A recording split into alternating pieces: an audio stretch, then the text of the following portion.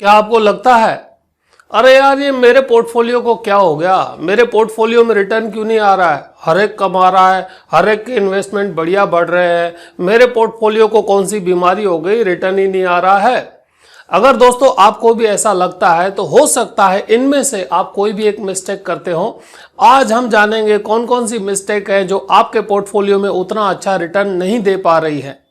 दोस्तों 2500 से भी ज्यादा म्यूचुअल फंड्स हैं और कई सारे साथी अच्छा इन्वेस्टमेंट के लिए क्या करते हैं, गूगल करते हैं कि 2022-23 में सबसे बढ़िया म्यूचुअल फंड्स कौन से हैं, फिर उनमें से सिलेक्ट करते हैं और उसके बाद लगता है कि अरे यार मैंने सिलेक्ट तो बढ़िया किए थे, सब टॉप वाले थे, रिटर्न क्यों नहीं जनरेट हो रहा। तो इनमें से कोई भी एक मिस्टेक आप कर रहे होंगे। आज के इस वीडियो में हम जानेंगे किस तरह से इन मिस्टेक से हम बचें ताकि हमारा जो पोर्टफोलियो है वो बढ़िया रिटर्न दे पाए और हम हमारे फाइनेंशियल गोल्स तक आसानी से पहुंचे। नमस्कार दोस्तों, मैं हूं संजय गुरनानी और आप देख रहे हैं वेल्थ प्लस। चलिए शुरुआत करते हैं कौन सी मिस्टेक्स हैं जो आपके पोर्टफोलियो को गिरा रही हैं।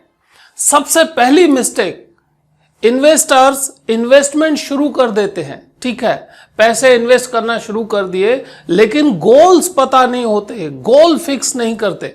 साथियों, क्या आप ऐसी ट्रेन में चढ़ते हैं जिस पे बोर्ड नहीं लगा हो ये कहां जाएगी, या क्या आप कभी ऐसी बस में चढ़ते हैं जिसमें बोर्ड नहीं लगा हो, राइट। तो गोल जरूरी है, आपकी बस कहां जा रही है, आपकी ट्रेन कहां जा रही है, तो ही आप सही मंजिल तक पहुंचेंगे।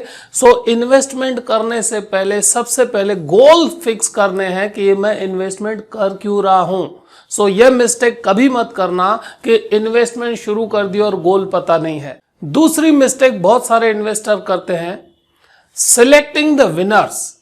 गूगल कर दिया, फिर चूज किया पिछले 3 साल में कौन कौन से म्यूचुअल फंड ने सबसे बढ़िया रिटर्न दिया, उसकी लिस्ट बना दी और उसमें इन्वेस्ट कर दिया। और इन्वेस्टमेंट करने के बाद पता चला अरे यार ये तो चल ही नहीं रहे हैं, इनमें तो रिटर्न ही नहीं आ रहा है।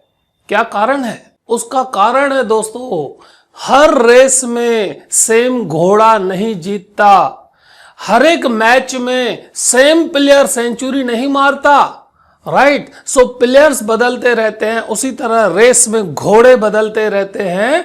तो पास्ट परफॉर्मेंस देख के फ्यूचर रिजल्ट एक्सपेक्ट नहीं कर सकते।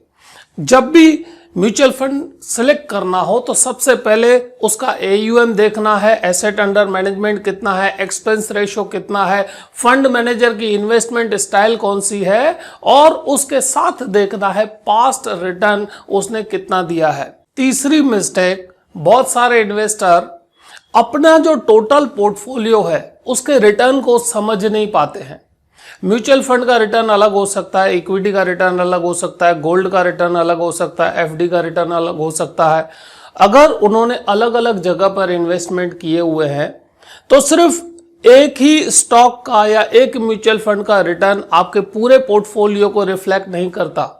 आपकी जितनी भी इन्वेस्टमेंट्स हैं उनका टोटल रिटर्न कितना है तो आपको पता चलेगा कि आपने जो भी इन्वेस्ट किया है ओवरऑल आपका रिटर्न क्या हो रहा है, कितना रिटर्न आ रहा है, वो इंपॉर्टेंट है। सिर्फ एक स्क्रिप्ट या एक म्यूचुअल फंड का रिटर्न इंपॉर्टेंट नहीं है। चौथी मिस्टेक जिसकी वजह से रिटर्न नहीं आता, that is irregular investment.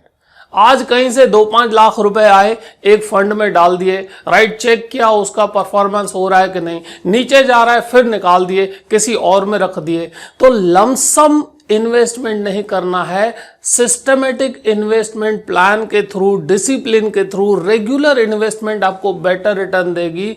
Lump sum में होगा क्या, आपकी मिस्टेक होगी, पैसा डालेंगे लॉन्ग टर्म के लिए होने चाहिए, लॉन्ग टर्म नहीं हुआ, शॉर्ट टर्म में चर्निंग करते जाएंगे तो आपके इन्वेस्टमेंट के जो रिटर्न्स हैं वो बिगड़ते जाएंगे। इन्वेस्टमेंट में डिसिप्लिन होना चाहिए और लॉन्ग टर्म के लिए होनी चाहिए। सो रेगुलरिटी इज मस्ट।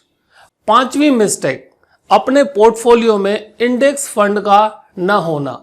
साथियों, अगर पोर्टफोलियो बड़ा बनाना है, अच्छा बनाना है, रिटर्न बढ़िया चाहिए, लॉन्ग टर्म के लिए चाहिए, तो आपके पोर्टफोलियो में इंडेक्स फंड्स होने चाहिए। जैसे कि लार्ज कैप इंडेक्स फंड्स में निफ्टी 50 भी आ जाता है, मिड कैप इंडेक्स फंड्स होने चाहिए, स्मॉल कैप इंडेक्स फंड्स होने चाहिए, तो आपका पोर्टफोलियो बेहतरीन बनेगा। Sixth mistake, lack of diversification. Diversification मतलब अलग अलग फंड्स में पैसे डालने चाहिए। कई सारे साथी क्या करते हैं, एक ही फंड पकड़ा, पूरे पैसे उधर डाल दिए, उसी सेक्टर में डाल दिए या उसी प्रकार के म्यूचुअल फंड्स में डाल दिए। सो डाइवर्सिफिकेशन इज मस्ट, क्योंकि कौन सा सेक्टर कब चलेगा पता नहीं है। हो सकता है जिस सेक्टर में आपने डाले पैसे वो 5-7 साल नहीं चलेगा, तो आपका मूड बिगड़ जाएगा। इसीलिए हर एक सेक्टर में आपके फंड को इन्वेस्ट करना है विथ प्रॉपर डाइवर्सिफिकेशन। सातवीं मिस्टेक, बहुत सारे फंड्स में पैसे डाल दिए, डाइवर्सिफिकेशन के नाम पर ओवर डाइवर्सिफिकेशन कर लिया, जंगल बना दिया, 20, 25, 50 म्यूचुअल फंड में पैसे डाल दिए। साथियों, वैसे तो large cap, mid cap, small cap, focused, multi cap, tax saving, sectoral and thematic funds होते हैं। इसमें भी जो आपके गोल को सूट करता है वैसे चंद म्यूचुअल फंड्स होने चाहिए या चंद स्टॉक्स होने चाहिए। अगर आपने ओवर डाइवर्सिफिकेशन कर दिया तो उसको संभालना बहुत मुश्किल हो जाता है। So it should be focused. चंद 5 से 10 फंड्स बहुत हो गया। बहुत सारे लोग पूछते हैं, सर सबसे बेस्ट म्यूचुअल फंड कौन सा होता है? साथियों, अगर आपको अच्छी बॉडी बनानी हो, अपनी हेल्थ अच्छी बनानी हो, तो आप मेडिकल के शॉप पे जाएंगे, सभी दवाएं हैं, सभी मल्टीविटामिन्स हैं, लेकिन आपके लिए कौन सी इंपॉर्टेंट है वो डिपेंड करता है आपकी हेल्थ पर, आपकी हाइट पर, आपकी वेट पर और बहुत सारे फैक्टर्स पर।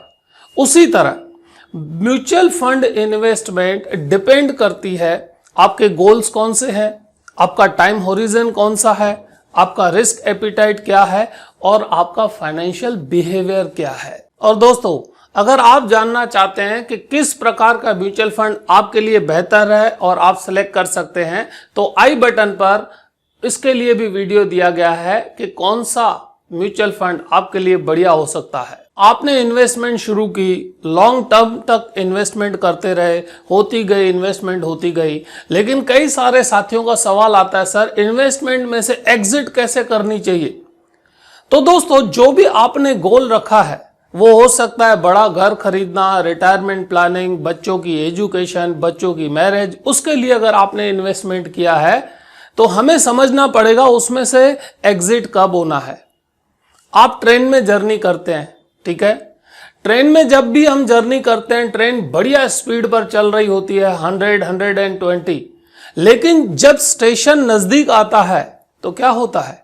जब स्टेशन नजदीक आने वाला होता है तो ट्रेन धीरे धीरे स्लो होती है, राइट, और अपने स्टेशन पर पहुंचती है, अपनी मंजिल तक पहुंचती है और वहां पर हम उतरते हैं। उसी तरह जिस गोल के लिए आपने इन्वेस्टमेंट की शुरुआत की है, जब वह गोल नजदीक हो, 1-2 साल में पहुंचने वाले हों, तो धीरे धीरे आप अपनी रिस्क को मैनेज करें ताकि आप अपनी स्टेशन पर सेफली, सिक्योरली पहुंच पाएं। मुझे उम्मीद है आप इनमें से एक भी मिस्टेक नहीं करेंगे और अपने लिए बहुत ही बढ़िया वेल्थ जनरेट करेंगे। दोस्तों, इस प्रकार के वीडियोस के लिए इस चैनल को सब्सक्राइब करें और इस वीडियो को लाइक करके अपने फैमिली और फ्रेंड्स के साथ शेयर अवश्य करें। दोस्तों, इस पूरे वीडियो में आपको एक कौन सी बात अच्छी लगी उसका कमेंट अवश्य कीजिएगा और उसी के साथ आप हमें सजेस्ट कीजिएगा कि आप नेक्स्ट वीडियो कौन से टॉपिक पर चाहते हैं, तो उस प्रकार के वीडियोस हम आपके लिए लाते रहेंगे। तो दोस्तों, आप बढ़िया इन्वेस्ट करें, जबरदस्त कमाएं, मस्त रहें, तंदुरुस्त रहें, जबरदस्त रहें, ऐसी शुभकामनाओं के साथ आपने जो अपना कीमती समय दिया उसके लिए खूब खूब धन्यवाद।